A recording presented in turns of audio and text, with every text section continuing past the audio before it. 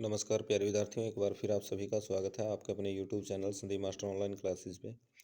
तो जैसा कि हम ऑलरेडी एक वीडियो पहले बना चुके हैं मुख्य कार्यपालिका की, जो लॉन्ग आंसर टाइप क्वेश्चन है, तो आज हम इसके जो ऑप्शनल क्वेश्चन बनते हैं एग्जाम के बेस्ड पे, तो उनको पढ़ेंगे। और उम्मीद करते हैं अगर लास्ट तक आप वीडियो को देखेंगे तो आपके सभी प्रश्न ठीक जाएंगे, तो कोई भी प्रश्न आपका गलत नहीं होगा। तो चलते हैं। आपका स्टार्टिंग में क्या दे रखा है, मुख्य कार्यपालिका चीफ एग्जीक्यूटिव इसको बोलते हैं।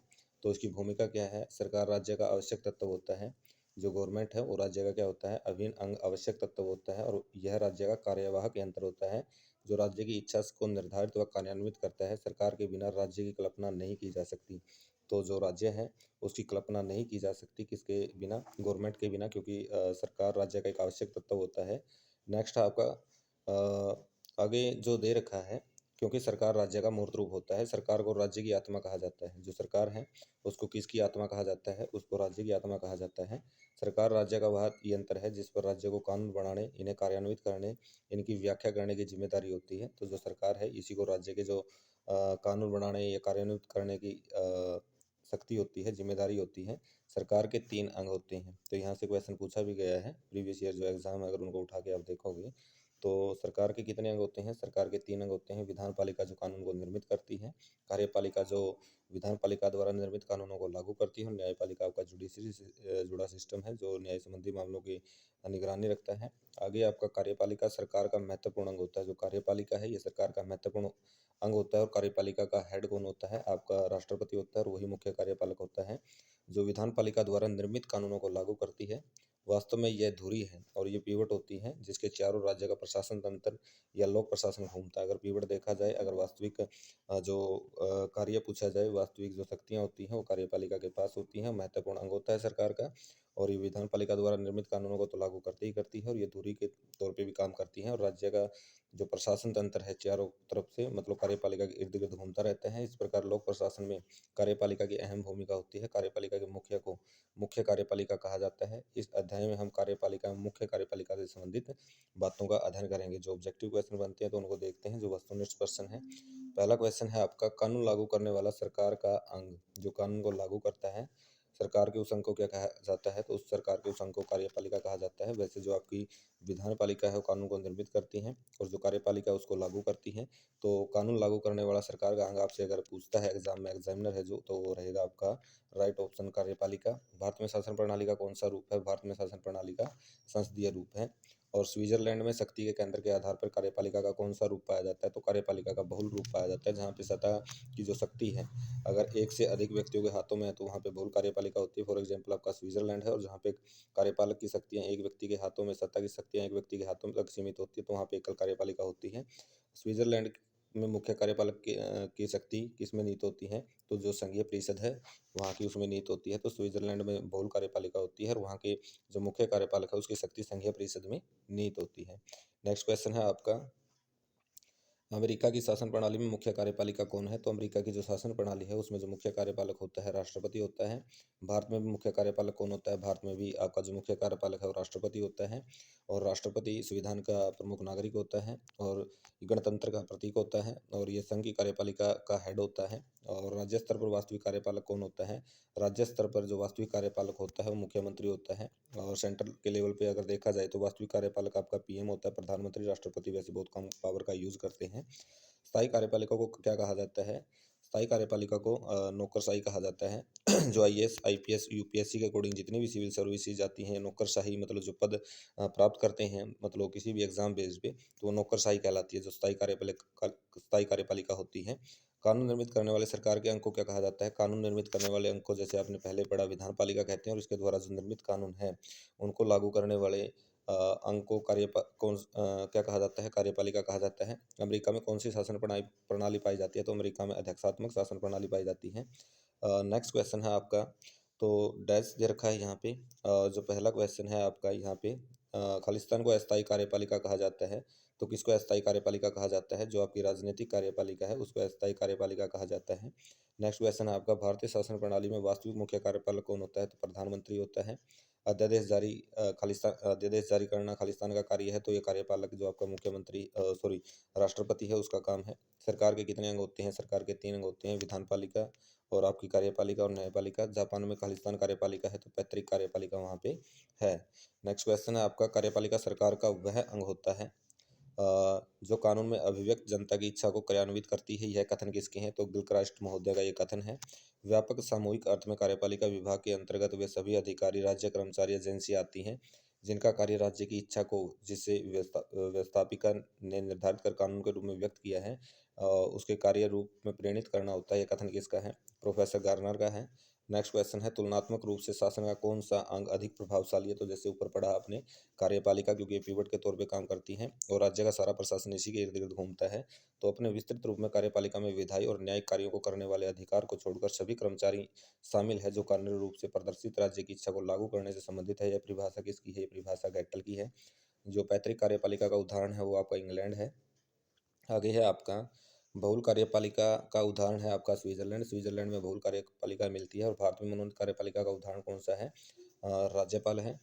नेक्स्ट क्वेश्चन है आपका, स्विट्जरलैंड की जो बहुल कार्यपालिका है उसमें कितने सदस्य होते हैं? तो जो स्विट्जरलैंड है वहाँ पे जो बहुल कार्यपालिका है उसमें 7 सदस्य होते हैं। भारत में वास्तविक रूप से मुख्य कार्यपालिका है प्रधानमंत्री होती है, और जब नामात्र की कार्यपालिका होती है वो राष्ट्रपति होती है। कार्यपालिका वह है जो किसी भी प्रकार के संगठन की सबसे महत्वपूर्ण नीतियों के निर्धारण व क्रियान्वयन में भाग लेती है। ये वह इनके लिए सामान्य मार्ग भी निश्चित करती है। परिभाषा किसकी है? तो अल्फ्रेड डी ग्रेजिया की। और ये पूछी जा सकती है आपसे, कार्यपालिका वह है जो किसी भी प्रकार के संगठन की सबसे महत्वपूर्ण नीतियों का निर्धारण व क्रियान्वयन कर लेती है। तो ये जो डेफिनेशन है किसकी है? अल्फ्रेड डी ग्रेजिया की है। चलते हैं नेक्स्ट क्वेश्चन की तरफ। भारत में संवैधानिक दृष्टि से मुख्य कार्यपालिका है राष्ट्रपति होता है। निम्नलिखित में से मुख्य कार्यपालिका के प्रकार हैं संसदीय, स्थायी और तानाशाह कार्यपालिका। ये सभी के सभी आपके जो मुख्य कार्यपालिका है उसके प्रकार हैं। और आगे है आपका, निम्नलिखित में से मुख्य कार्यपालिका के कार्य राजनीतिक और प्रशासकीय दोनों कार्य होते हैं। नेक्स्ट क्वेश्चन है आपका, संसदीय कार्यपालिका नहीं पाई जाती है। तो संसदीय कार्यपालिका अमेरिका में नहीं पाई जाती है। अमेरिका में आपकी अध्यक्षात्मक कार्यपालिका पाई जाती है। निम्नलिखित में से जो आपका सफल कार्यपालिका के गुण क्या है? अच्छा नेतृत्व होना चाहिए, सबल व्यक्तित्व होना चाहिए, प्रशासकीय गुण, ये सभी आपके क्या है? कार्यपालिका के गुण हैं। अध्यक्षीय कार्यपालिका का श्रेष्ठ उदाहरण कहाँ उदाहरण है? तो अमेरिका है अध्यक्षात्मक, जैसे ही आपको बताया गया। जापान और नेपाल तीनों में पाई जाती है। नेक्स्ट क्वेश्चन है आपका, चेस्टर बर्नार्ड के अनुसार कार्यपालिका का सर्वप्रमुख कार्य क्या होता है? नीतियां बनाना, नियोजन करना, संचार करना, ये सभी कार्य किसके हैं? चेस्टर बर्नार्ड के अनुसार कार्यपालिका के सर्वप्रमुख कार्य होते हैं। निम्नलिखित में से मुख्य कार्यपालिका के राजनीतिक कार्य होते हैं? अध्यादेश जारी करना, बजट पास करना, अधिवेशन बुलाना, ये राजनीतिक कार्यपालिका के प्रमुख कार्य होते हैं। वह संकटों का मोचक निरीक्षक भविष्य के कार्यक्रमों को आगे बढ़ाने वाला होता है। मुख्य कार्यपालिका के क्रम में यह कथन किसका है? मार्शल डिमाग का है। नेक्स्ट क्वेश्चन है, भारत में निम्नलिखित में से अस्थायी कार्यपालिका नहीं है। तो अस्थायी कार्यपालिका नौकरशाही नहीं है। नौकरशाही आपकी स्थायी कार्यपालिका है। मुख्यमंत्री, प्रधानमंत्री, मंत्रिमंडल, ये आपकी अस्थायी कार्यपालिका है। और निम्नलिखित तानाशाही कार्यपालिका के उदाहरण कहे जा सकते हैं? हिटलर, मुसोलिनी, जुल्फिकार अली भुट्टो, ये तीनों के तीन क्या है? आपके तानाशाही जो कार्यपालिका है उसके उदाहरण है। निम्नलिखित में से मुख्य कार्यपालिका के प्रशासकीय कार्य हैं? तो प्रशासकीय कार्य, प्रशासकीय नीति का निर्माण करना, वित्त का प्रबंधन करना, संगठन के वितरण का निर्धारण करना, ये सभी आपके क्या है? प्रशासकीय कार्यपालिका के उदाहरण है। नेक्स्ट क्वेश्चन है आपका, निम्नलिखित में से मुख्य कार्यपालिका का राजनीतिक कार्य नहीं है। तो राजनीतिक कार्य कर्मचारियों की नियुक्ति करना ये नहीं है। बाकी आपके राजनीतिक कार्य रहेंगे, विधानपालिका द्वारा पास करे गए बिलों पर हस्ताक्षर करना, कर्मचारियों की नियुक्ति करना, अध्यादेश जारी करना। तो यह आपका सरकार की नीतियों व कार्यक्रमों को स्वीकृति दिलवाना। इनमें से जो कर्मचारियों की नियुक्ति करना है ये आपका जो कार्यपालिका है उसका राजनीतिक कार्य नहीं है। निम्नलिखित में से कौन सा शब्द मुख्य कार्यपालिका के प्रशासकीय कार्यों के बारे में बताता है? तो पोस्ट कोर जो है, पी से प्लानिंग, ओ से organisation, staffing, directing, coordination, reporting और बजटिंग, ये आपका लूथर को लिखने दिया था। इंग्लिश के 7 वर्डों से मिलकर बना है। तो ये मुख्य कार्यपालिका के प्रशासनिक कार्यों के बारे में जानकारी देता है। नेक्स्ट क्वेश्चन है आपका, चार्ल्स वर्थ ने मुख्य कार्यकारी के निम्नलिखित में से किन गुणों का उल्लेख किया है? तो कुशल मुख्य प्रशासक में आज्ञा व निर्देश देने की योग्यता होनी चाहिए। कुशल मुख्य प्रशासक या कार्यकारी में अपने कर्तव्य एवं स्वरूप को समझने की योग्यता होनी चाहिए। तो नेक्स्ट क्वेश्चन है आपका, मुख्य कार्यकारी के प्रशासनिक गुण निम्नलिखित में से हैं? तो ये सभी के सभी गुण किसके रहेंगे? मुख्य कार्यकारी प्रशासनिक गुण है आपके। मुख्य कार्यकारी को प्रशासन से संबंधित प्रत्येक विषय का पूर्ण ज्ञान होना चाहिए। प्रशासन से संबंधित नए प्रयोगों से पूर्ण अवगत होना चाहिए। मुख्य कार्यकारी में अन्य कर्मचारियों के साथ सहयोग बढ़ाने एवं कार्य के प्रति उत्प्रेरणा उत्पन्न करने की योग्यता होनी चाहिए। आत्मविश्वास तथा प्रशासनिक निर्णय लेने की योग्यता होनी चाहिए। नेक्स्ट क्वेश्चन है आपका, मुख्य कार्यपालिका के व्यक्तित्व में निम्नलिखित में से कौन सा गुण आवश्यक है? तो ये आपका दूरदर्शिता, कार्यकुशलता, प्रयोजन की दृढ़ता और उपयुक्त सभी ये गुण होने चाहिए। प्रोफेसर टीड ने सफल कार्यकारी के लिए कितने प्रशासकीय गुणों का उल्लेख किया है? तो ये 10 जो कार्यकारी गुण हैं, उन प्रशासकीय गुण हैं, उनका उल्लेख किया है। नेक्स्ट क्वेश्चन है आपका, राजनीतिक व स्थायी कार्यपालिका के बीच जो अंतर नहीं है, तो मंत्री और प्रशासकीय अधिकारी राजनीतिज्ञ होते हैं, तो ये अंतर नहीं है। मुख्य कार्यपालिका को जितने अधिक तथा भारी कार्य करने होते हैं, उसको कोई भी व्यक्ति चाहे वह कितना ही योग्य क्यों ना हो, व्यक्तिगत रूप से पूरा नहीं कर सकता। ये कथन किसका है? जॉन विक का है। नेक्स्ट क्वेश्चन है आपका, मुख्य कार्यपालिका का प्रशासकीय कार्य नहीं है, तो विधायिका द्वारा पास किए गए बिलों पर हस्ताक्षर करना है मुख्य कार्यपालिका का प्रशासकीय कार्य नहीं है। नेक्स्ट क्वेश्चन है आपका, सफल मुख्य कार्यकारी के प्रमुख गुण निम्नलिखित है, तो ये सभी के सभी जो गुण हैं सफल मुख्य कार्यकारी के प्रमुख गुण होते हैं। वह अपने व्यक्तित्व को संगठन के लक्ष्य से मिलाने व दूसरे कर्मचारियों के साथ विश्वास एवं अच्छे संबंध बनाने की योग्यता रखता हो। उसमें शक्तिशाली व्यक्तित्व के सभी लक्षण जैसे बुद्धि, कौशल, पारदर्शिता, दूरदर्शिता, प्रयोजन की दृढ़ता, कार्यकुशलता, बोधगम्यता व कठोर परिश्रम आदि के गुण होने चाहिए। निर्णय संबंधी दृढ़ता व सत्यता की योग्यता होनी चाहिए। नेक्स्ट क्वेश्चन है आपका, निम्नलिखित में से मुख्य कार्यपालिका का प्रकार है? तो आपका संसदीय व अध्यक्षात्मक, एकल व बहुल, पैतृक व निर्वाचित, ये सभी आपके मुख्य कार्यपालक के जो प्रकार हैं। निम्नलिखित में से किस देश में निर्वाचित कार्यपालिका पाई जाती है? तो भारत में निर्वाचित कार्यपालिका पाई जाती है। निम्न में से कौन सा देश नामात्रिक कार्यपालिका का उदाहरण है? तो आपका भारत और इंग्लैंड नामात्रिक कार्यपालिका का उदाहरण होता है। नेक्स्ट है आपका, निम्नलिखित में से कौन सा देश एकल कार्यपालिका का उदाहरण है? तो अमेरिका। निम्नलिखित में से कौन सा देश बहुल कार्यपालिका का उदाहरण है? तो आपका जो स्विट्जरलैंड है वो है। और राष्ट्रपति को सहायता व परामर्श देने के लिए एक मंत्रिपरिषद होगी जिसका प्रधान प्रधानमंत्री होगा। यह प्रावधान भारतीय संविधान के किस अनुच्छेद में किया गया है? तो अनुच्छेद 74 में किया गया है। भारत में मुख्य कार्यपालिका की भूमिका निभाता है तो राष्ट्रपति। तो उम्मीद करते हैं आपको वो वीडियो अच्छे से मतलब समझ में आई होगी। तो प्लीज़ वीडियो को लास्ट तक देखना ना भूलें और अपने साथियों और दोस्तों को भी शेयर करना ना भूलें। तो thank you class, good luck.